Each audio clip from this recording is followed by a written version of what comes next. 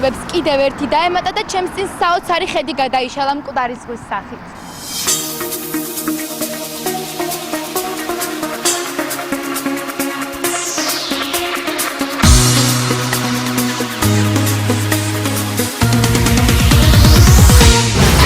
ზღვას მლაშე ტბასაც წოდემენ, რადგან მისი მარილიანობის მაჩვენებელი საკმაოდ მაღალია. იგი ბუნებრივ საზღვარს წარმოადგენს ისრაელსა და იორდანიას შორის.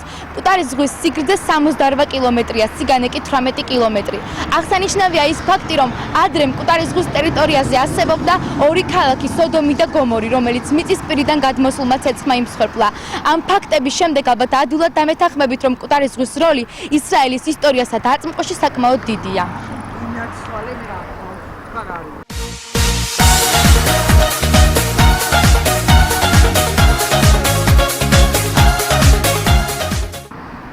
აქ იქნება კადრები მკვდარი ზღვის.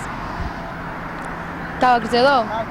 მკვდარ ზღვას მლაშე ტბასაც წოდემენ, რადგან მისი მარილიანობის მაჩვენებელი საკმაოდ მაღალია. იგი ბუნებრივ საზღვარს წარმოადგენს ისრაელსა და იორდანიას შორის. მკვდარი ზღვის სიგრძე 68 კილომეტრია, ხოლო სიგანე 18 კილომეტრი.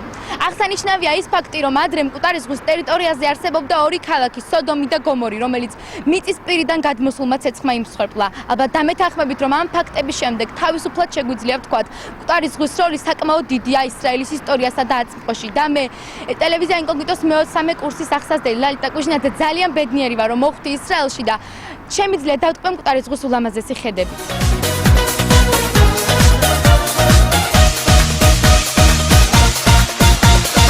לילה מתוק יחד איתך, זאת אהבה שלי ושלך, את נסיכה שמבטיחה להיות איתי לעולם.